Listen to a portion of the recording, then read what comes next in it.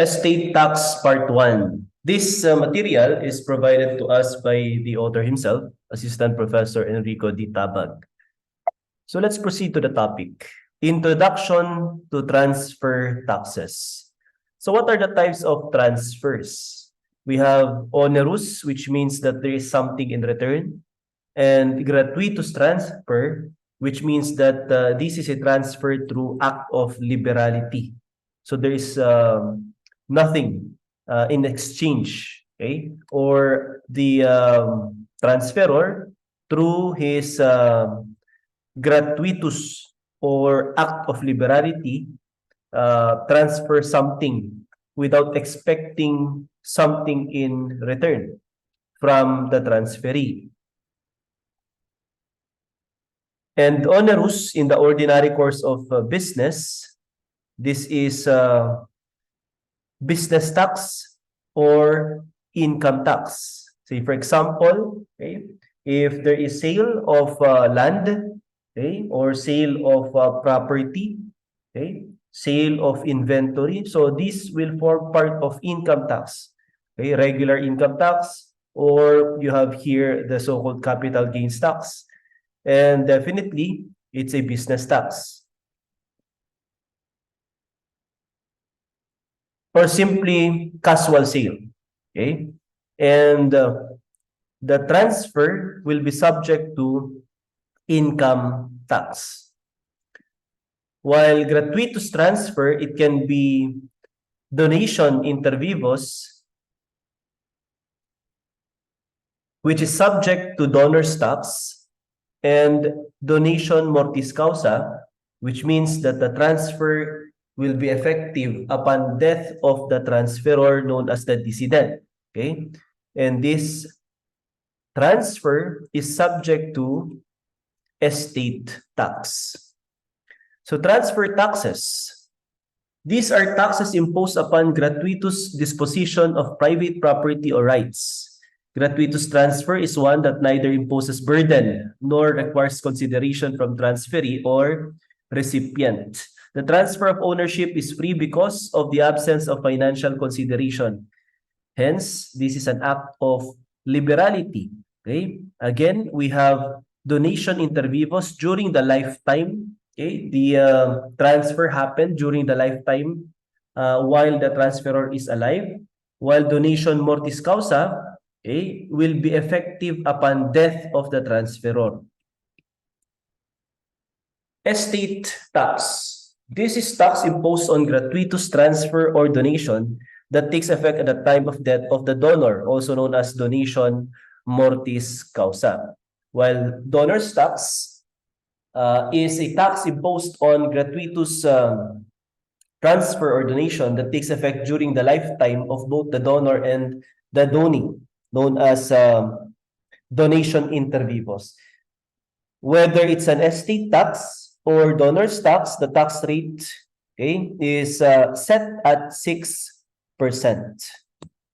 Which of the following statement is false?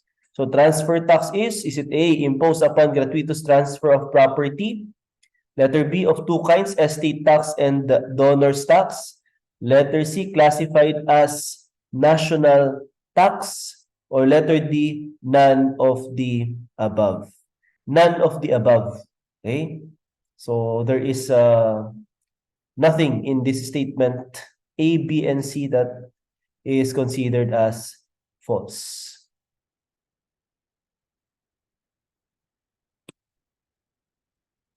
Number 2, the right or the object of estate tax is the right to transmit.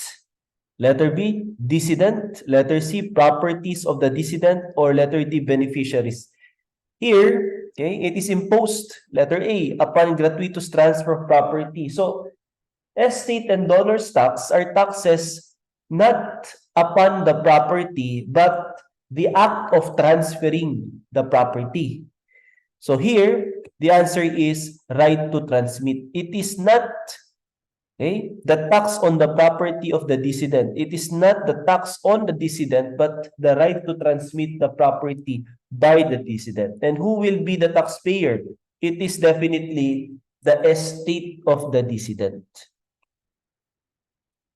Concept of succession. It is a mode of acquisition by virtue of which the property, rights, and obligation to the extent of the value of the inheritance of a person are transmitted through his death to another or other, either by will or operation of law. So if this is a transfer by will, okay, we have here the so-called testate succession, okay?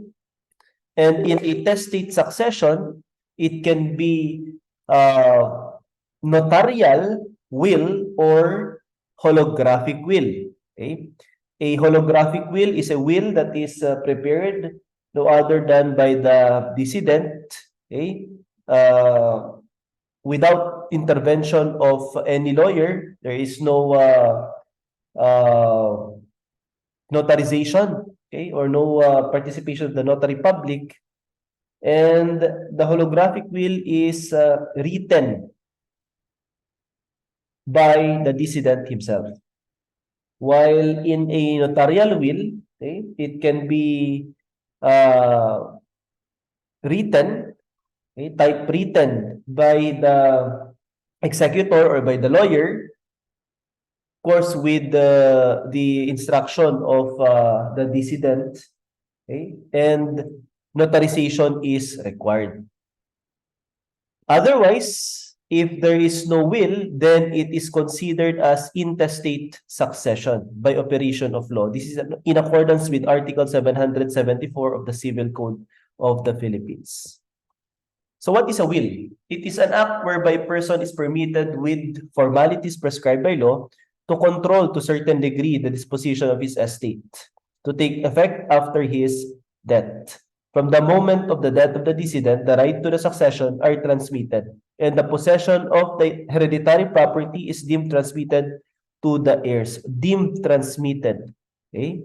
So, this is the reason why in a contract of sale or in the law of sale, law on sale, I should say, an heir cannot sell his or her future inheritance because there is no transmittal yet of property and there is no assurance.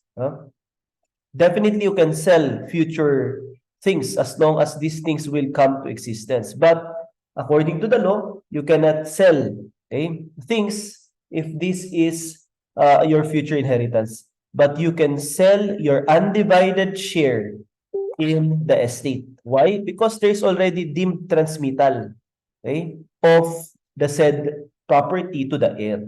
Okay, so if the estate will be opened when, okay, at the moment of death, okay, of the decedent, then you are deemed the owner as an heir of the said property, but the property is still undivided. So you can sell your undivided share. Again, we have kinds of will, notarial or ordinary or attested will. It is one which is executed in accordance with formalities prescribed by Article 804 to 808 of the new Civil Code. It is a will that is created for the testator by a third party, usually his lawyer. Okay, follows proper form, signed and dated in front of the required number of witnesses, which is 3 or more witnesses, and acknowledged by the presence of a notary public. That is why it is called as notarial will. So these are the formalities that are required. Failure to comply with these forms or formalities will render the will invalid or void.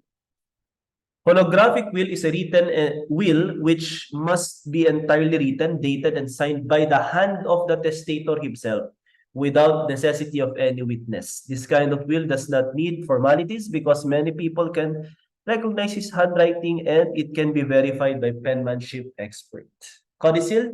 What is a codicil? It is a supplement or addition to a will made after execution of a will and annexed to be taken as part thereof. So it's an addendum or additional document by which any disposition made in original will is explained, added, or altered. So what are the elements of succession? First, there must be a decedent. Who is a decedent? The person whose property is transmitted through succession, whether or not he left a will. Heir. Okay, the person called to the succession either by the provision of the will or by operation of law. estate. Okay, definitely, there must be properties, okay, rights and obligations of persons which are not extinguished by his death. So which are transmissible. Okay? Because as we all know, in loan obligation and contract, okay, there is the so-called extinguishment of obligations, okay, as well as the transfer or transmissible rights and properties. No? In case of liability, okay, the obligation of the decedent, okay, will be shouldered by the estate, okay, and it is not transmitted to the heirs. Okay? Only the properties and rights, okay, will be transmitted to the heirs. Hence, the heirs will be liable only up to the amount they receive from the estate. Okay? So take note of that. Now, aside from the elements, you have here the kinds of succession. Again, we have testamentary, which results from designation of an heir, okay, made in a will executed in form prescribed by the law. And since this is testamentary, there must be an executor, okay, who will execute the last will and testament. While the decedent may dispose of his property in last will and testament, he must, however, reserve compulsory or forced heir. Okay, and that is what we call legitime or legitime. Okay, so this compulsory heir, okay, should receive the minimum amount of legitime or legitime. Otherwise, okay, this impairment of legitime will result to probably inofficious donation and void disposition, okay, during the lifetime of the decedent. Okay, if there are donations which took effect during the lifetime, and this donation to any person which resulted to impairment of legitime, which is the amount reserved to the compulsory or forced heir, then this donation will be declared inofficious void. Hence, if this is void donation, okay, it will form part of the estate of the decedent to be distributed among the heirs. Legal or intestate succession, transmission of properties where there is no will. Or if there is a will, the same is void or lost its validity or nobody succeeds in the will. So if the will, last will and testament is declared void, then legal or operation of law will be in effect, intestate succession. Okay? In an intestate succession, the entire estate of the decedent is distributed to the heirs, the compulsory heirs. In testamentary succession are also heirs in intestate succession, definitely, because they are compulsory heirs. Okay? However, in intestate succession, intestate heirs include, okay, brothers and sisters, collateral relatives within fifth civil degree, and the state. Okay? These are not included in succession that is testamentary. Okay, so kapag testamentary, okay, brothers and sisters are not included, and collateral relatives within fifth civil degree and the state. Mix. So this is succession wherein the transmission of properties which is effected partly by will and partly by operation of law. Who is a legatee? Okay, it is an heir to particular personal property. So if the heir receives personal property, he is known as legatee. While if an heir, okay, will receive particular real property, land, building, etc., he is known as the devisee. Who is an executor? It is a person nominated by the testator. So there must be a last will and testament, okay, that will be executed by the executor. So to carry out the directions and requests in his will and to dispose of his property according to his testamentary disposition. On the other hand, an administrator is a person appointed by the court who will administer the estate in accordance with governing statutes to administer and settle intestate estate. So if there is no will, okay, then intestate succession will be in effect. the court will appoint an administrator. Compulsory or forced heir. Number 1, legitimate children and descendants. Number 2, in default of the foregoing, legitimate parents or ascendants, and widow or widower, and the illegitimate children. So we have here the 4 types of compulsory heirs. Brothers and sisters are not one of them. Okay. Collateral relatives within 5th civil degree is not one, and the state. So these are only considered as heir in case of intestate succession. Number 3, it is a mode of acquisition by virtue of which the property, rights, and obligation to the extent of the value of the inheritance of a person are transmitted through his death to another either by his will or by operation of law. And our answer is succession. Which of the following could legally effect transfer of properties through succession? By virtue of a will, by virtue of operation of law, or by onerous transfer? Definitely, if this is through succession, it is by virtue of will and operation of law, 1 and 2 only. An act whereby person is permitted with the formalities prescribed by law to control to a certain degree the disposition of his will to take effect after his death, and this is will. The following are the elements of succession except. So you have here decedent who will transfer or transmit his property through act of liberality, which will take effect upon his death. The heir, definitely, who will receive the property of the decedent, and the property itself, which is the estate. So executor is not one of the elements of succession. So you can effect succession even if there is no executor. Probably there can be administrator, or there can be extrajudicial partition, agreement among or between the heirs. Succession which result from designation of an heir made in a will executed in the form prescribed by law is known as testamentary succession.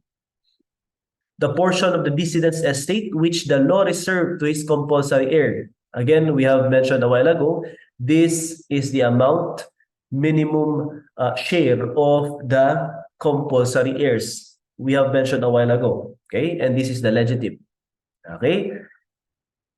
And the decedent, after securing this compulsory or share of the compulsory heirs or forced heir, the free portion may be disposed or given to any other person, as long as the legitimate is not impaired. So say, for example, we have here the legitimate 75%, the portion of the gross estate reserved to the compulsory heir with or without will. Okay, and we have here the compulsory heirs, legitimate children, illegitimate children, surviving spouse, secondary compulsory parent in the absence of children, okay, ascendants. And the free portion, the 25%, may be given to anyone as provided in the will. In the absence of a will, to intestate heirs. So who are intestate heirs? We have here the intestate heirs, okay? Legitimate children, parents, illegitimate children, surviving spouse. We have brothers and sisters, relative up to 5th civil degree, and the state. So we have included in the intestate heirs, okay, the item number 5, 6, and 7. Which of the following is a valid will? That which reduces the legitimate, okay, that's not one. That which increase the share of one heir without impairing the legitimate of the other heir. That which transfer the legitimate of one heir to other heir. That which impair the legitimate of compulsory heir. We have here letter B. Okay, as we have mentioned a while ago, the free portion may be disposed by the decedent to anyone. So the decedent can transfer or add, okay, the share of one of his heir or heirs, okay, even with a negative impact or effect to the other heirs, as long as the legitimate, the minimum compulsory share or forced share of the heirs is not impaired. Okay? A person who inherits specific personal property, as we all know, this person is a legatee, and a person who inherits specific real property, he is a devisee. Okay? And this ends our discussion on estate taxation part 1.